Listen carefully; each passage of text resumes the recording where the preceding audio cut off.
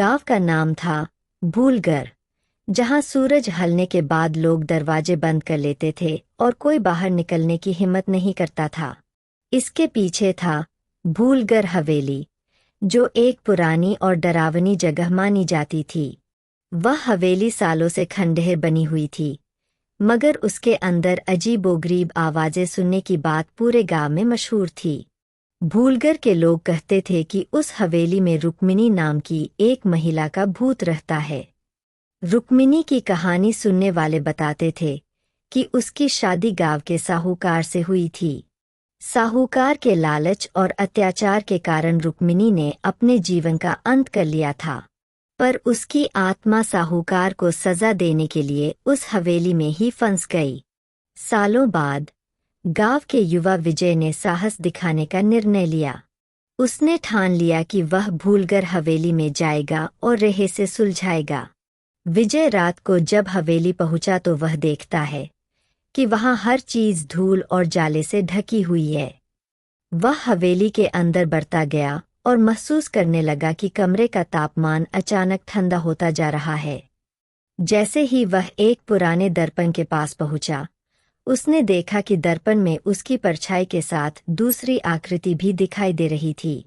आकृति ने अचानक बोलना शुरू किया, तुम यहाँ क्यों आए हो? लौट जाओ, नहीं तो पछताओगे। विजय ने हिम्मत नहीं हारी और पूछा, तुम कौन हो और इस हवेली में क्या रहस्य है? आकृति ने रुक्मिणी की पूरी कहानी सुनाई।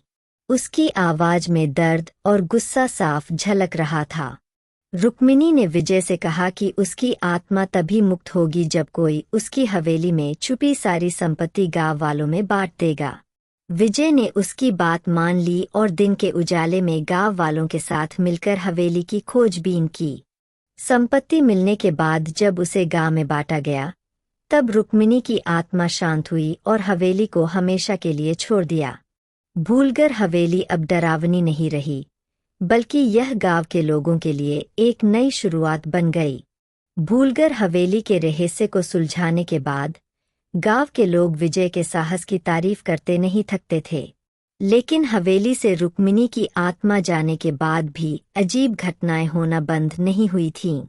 हर रात हवेली के आसपास से विचित्र आवाजें आती थीं, जैसे किसी के रोने और चिल्लाने की। लोगों ने सोचा कि शायद यह कोई और आत्मा है जो हवेली में कैद है।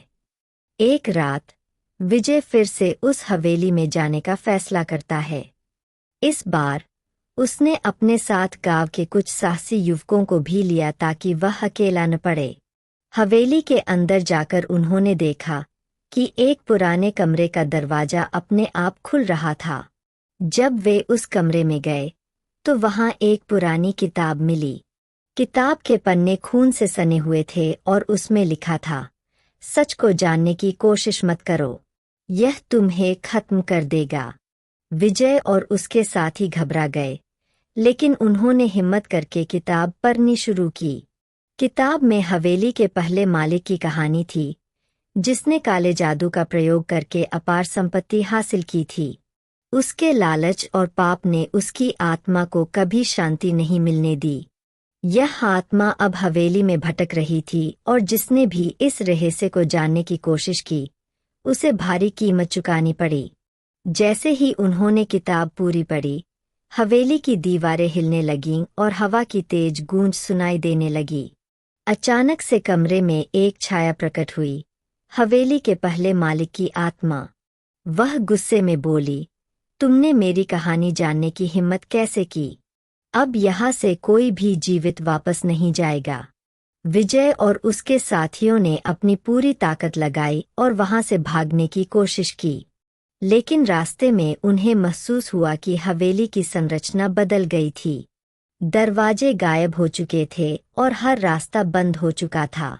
अब उनकी एकमात्र उम्मीद थी किताब में छुपा हुआ कोई उपाय। कहानी यहीं पर एक रोमांचक मोड़ लेती है। विजय को पता चलता है कि आत्मा को मुक्त करने का एकमात्र तरीका था हवेली को पूरी तरह से जलाकर राख कर देना, मगर ऐसा करना पूरे गांव के लिए एक खतरा हो सकता था। विजय को अब यह फैसला करना था कि वह अपने साथियों के साथ हवेली में फंसा रहता है या एक बड़ा जोखिम उठाकर गांव को बचाता है। यह दूसरा अध्याय था। क्या आप जानना चाहेंगे कि विजय का अगला कदम क्या था? मैं इसे और आगे बढ़ा सकता हूँ। विजय और उसके साथी हवेली में फंसे हुए थे। हवेली की डरावनी संरचना और भटकती आत्मा ने उन्हें पूरी तरह से घेर लिया था। हर कोने से अजीब ध्वनियां आ रही थीं और हर दीवार जैसे जीवित हो गई थी। विजय ने अपने साथियों को आश्वस्त किया कि वह किताब में छुपा हुआ समाधान ढूंढेगा। किताब के आखिरी पन्ने पर कुछ गूढ़ शब्द लिखे थे जो काले जादू के मंत्र की तरह लग रहे थे। विजय ने अपने साथियों की मदद से उन शब्दों को सही तरीके से पढ़ने की कोशिश की। जैसे ही मंत्र का उच्चारण शुरू हुआ, हवेली की दीवारें और तेजी से कांपने लगीं। हवेली के मालिक की आत्मा ने जोर से चीखते हुए कहा, तुम यह क्या कर रहे हो? मेरी शक्ति को खत्म करने की हिम्मत कैसे की? मंत्र के खत्म होने के साथ ही हवेली में एक भयंकर विस्फोट हुआ। हवेली की सारी दीवारें गिरने लगीं और विजय तथा उसके साथी वहां से किसी तरह बाहर निकलने में सफल हो गए। पर यह कहानी का अंत नहीं था। गांव लौटने के बाद विजय ने देखा कि हवेली की राख से एक छोटा सा पेड़ उग रहा था। पेड़ के पास विजय को एक चिट्ठी मिली जिसमें लिखा था, भूलगर में नई शुरुआत का समय आ गया है।